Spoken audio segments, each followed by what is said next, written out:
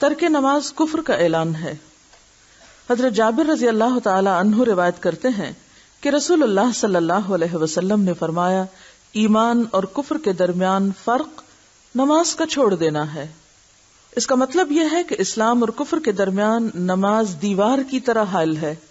دوسرے لفظوں میں نماز کا ترک مسلمان کو کفر تک پہنچانے والا عمل ہے۔ حضرت بریدہ روایت کرتے ہیں کہ رسول اللہ صلی اللہ علیہ وسلم نے فرمایا، ہمارے اور منافقوں کے درمیان عہد نماز ہے، جس نے نماز چھوڑ دی بس اس نے کفر کیا۔ گویا اسلام اور نفاق دونوں کے بیچ میں جو فرق کرنے والی چیز ہے وہ نماز ہے۔ اب یہ ساری باتیں یہاں لکھی ہوئی ہیں، مجھے پڑھ کے سنانے کی ضرورت کیوں ہے آپ کو؟ یہ تو کتاب آپ گھر میں بھی پڑھ سکتے ہیں۔ آپ کہیں گے اتنی دور آ کے بیٹھے اور پھر یہی ریڈنگ ہی کر رہے ہیں۔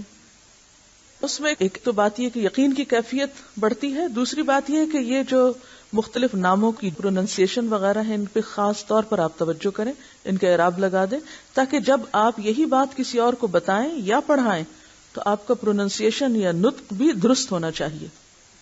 تو کسی بھی کتاب کے استاد سے پڑھنے سے علم یقینی حاصل ہوتا ہے۔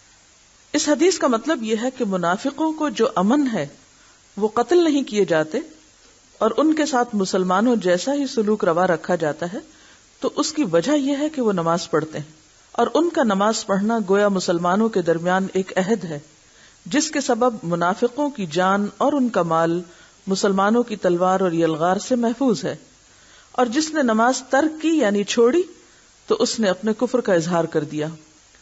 حضرت عبداللہ بن شقیق رحمت اللہ علیہ روایت کرتے ہیں، صحابہ کرام اعمال میں سے کسی چیز کے ترک کو یعنی چھوڑنے کو کفر نہیں سمجھتے تھے سوائے نماز کے۔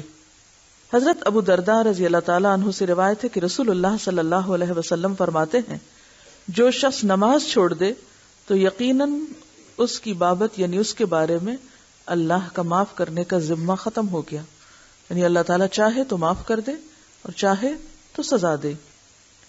حضرت ابن عمر رضی اللہ تعالی عنہ روایت کرتے ہیں کہ رسول اللہ صلی اللہ علیہ وسلم نے فرمایا، جس شخص کی نماز عصر فوت ہو جائے تو گویا اس کا اہل اور مال لوٹ لیا گیا۔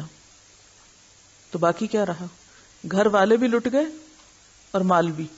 سونامی ڈیزاسٹر کو یاد کریں جس میں لوگوں کے ساتھ یہی ہوا کہ دونوں چیزیں ہی چلی گئیں، گھروں کا بھی صفایا ہو گیا اور انسان بھی بہہ گئے، کوئی ایک بچا کوئی دو بچے۔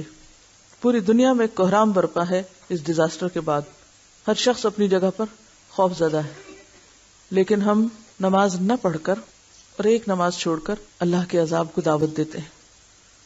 پھر ہم سوچتے ہیں ہم پر بلا کیوں آئی، ہم پر ہی مصیبت کیوں آئی، ہم ہی آزمانے کو کیوں رہ گئے۔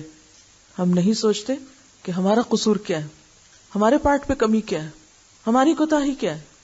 ہم نماز پر نماز چھوڑتے چلے جاتے ہیں، اللہ کے غضب کو بھڑکاتے چلے جاتے ہیں اور اس کے بعد بے فکر ہو جاتے ہیں۔ تو نماز کا معاملہ آسان معاملہ نہیں۔ حضرت بریدہ رضی اللہ تعالیٰ عنہ کہتے ہیں کہ رسول اللہ صلی اللہ علیہ وسلم نے فرمایا، جس شخص نے نماز عصر چھوڑ دی پس اس کے اعمال باطل ہو گئے۔ غور کیجئے، جس نے جان بوجھ کے نماز عصر چھوڑ دی اس کے باقی اعمال بھی ضائع ہو گئے۔